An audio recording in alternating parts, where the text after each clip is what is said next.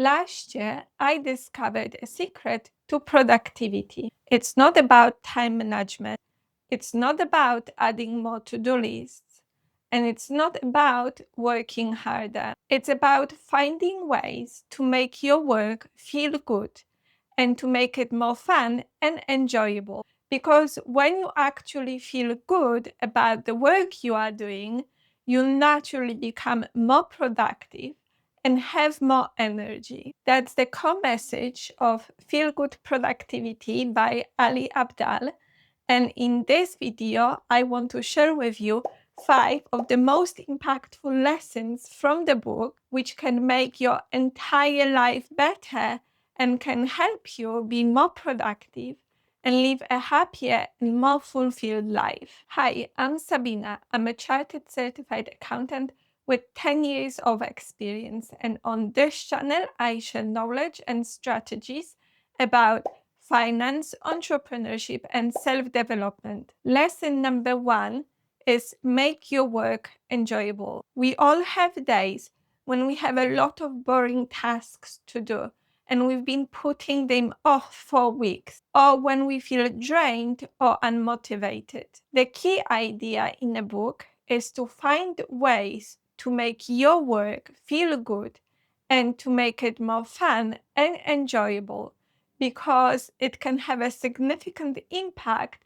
on your productivity and your energy to get things done. Ali suggests that one way of doing this is to structure your work in a way that you enjoy the process and think about how you can turn your work into an adventure. This can massively increase your creativity, productivity, and it will also improve other important areas of your life too, like your happiness or your fulfillment. Small things we all can do to approach an activity that we have to do with a little bit more enjoyment include listen to the music in the background while you are working to make it feel more fun, or change your work routine and work from a coffee shop or a co-working space or library, or make your tasks more challenging so you feel intellectually stimulated. For example, increase the number of reps at the gym or clear your inbox to 0. The way I've applied this habit is I transformed my calendar and assigned a color for each activity, like blue for a deep work, orange for admin work, and green for exercising. That way, it's more visually appealing and it's easy to read. And it's more fun to plan my week ahead every Monday morning now. Lesson number 2 is how to get started. Think about the last time when you had a new idea, wanted to start your own business, negotiate your salary, or investing in something new, but somehow you haven't made any progress and you haven't got where you wanted to be. That's because your brain perceived this uncertainty and risk-taking as a threat and wanted to keep you safe. It will keep telling you all the reasons why it won't work and why you shouldn't start. So you will avoid taking any action, like you don't have enough free time, you are not confident, the market is volatile, the time is not right. Ali explains that this fear and self-doubt about failure or how others will perceive us are the biggest blockers that are holding us back from achieving what we are capable of.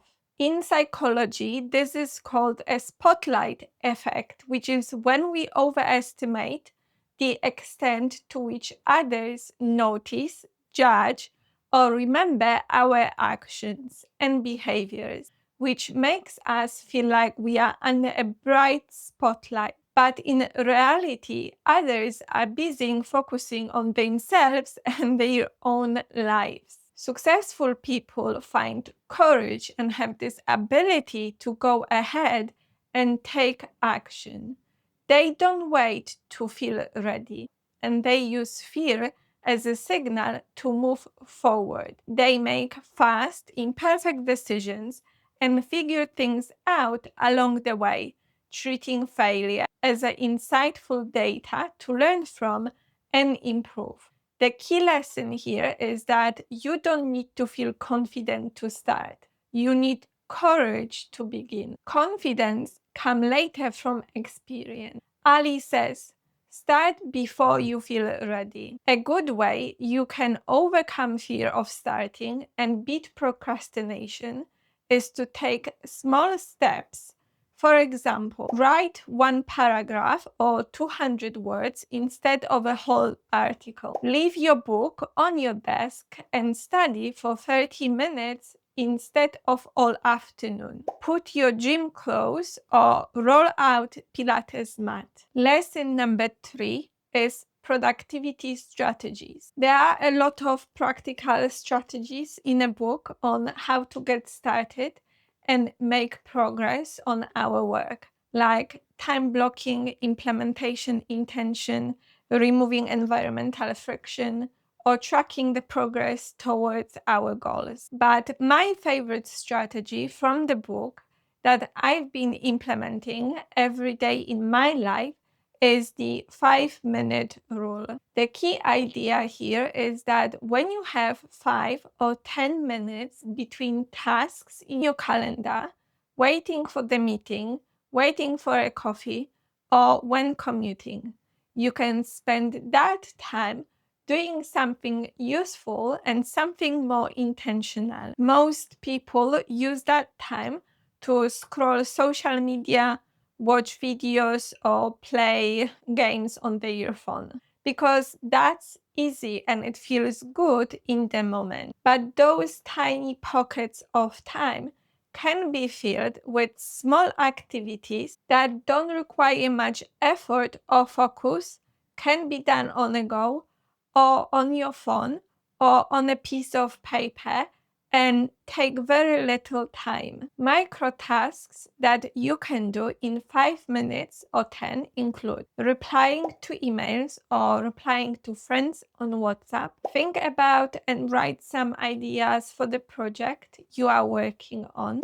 Check progress on a goal. Clear your downloads.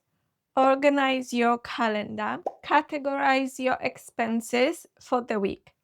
I have a free payday manager that makes this task very easy to do anywhere. I will have it linked in the description box below for you. The gains come from consistent effort that's compounded over time. And so filling in unproductive time with something more intentional can significantly improve your productivity and give you time to pursue the things you love. Lesson number 4 is to protect your time and energy. Ali says that time is our most valuable resource, and how you choose to spend your time has a profound impact on your future and your success. If you try to do too much, this could lead to a burnout, and your work will stop feeling enjoyable or meaningful, and you will get overwhelmed. Because of that, it's important to know your priorities and what truly matters most to you, and protect your time and energy. One specific way of achieving this is to get comfortable with telling people no. Remember that other people don't know exactly how much work you are doing or how much energy we have. So they will often ask us to take on more work when that isn't feasible for us. Every time you say yes to something unimportant, this automatically means saying no to something important. Every choice you make is a trade-off. For example, saying yes to a trip abroad might mean saying no to paying off your debt or saving money for your dream home. Saying yes to your friend's wedding or kids' birthday parties might mean saying no to working on your personal project. Saying yes to scrolling on your phone might mean saying no to learning a new skill. The way I've applied this habit is once a week, I make a list of all the projects that I'm working on, both professional and personal. And I'm very clear on which projects on that list are most important to me and keep my quality of life high. Then I put them in my calendar. And when I get asked to take on more work or to attend certain events, this helps me to decide if it's aligned with my values and my priorities, or if it's a potential distraction. Simple, I appreciate it, but I will pass is enough. When we focus on the right things and commit to the right things, this can truly support the life we are trying to create. Lesson number 5 is align your actions with your goals. My favorite chapter in the book was chapter 9, Align. This is where Ali explains the philosophy of productivity, which is to align your actions and your behaviors with your goals and the life you want. He says that when you match what you do with what you want, and what truly matters most to you, work feels more meaningful and motivating, and productivity becomes effortless. If you are excited to work on that task, or you'd be willing to do it even without any reward like paycheck or prestige,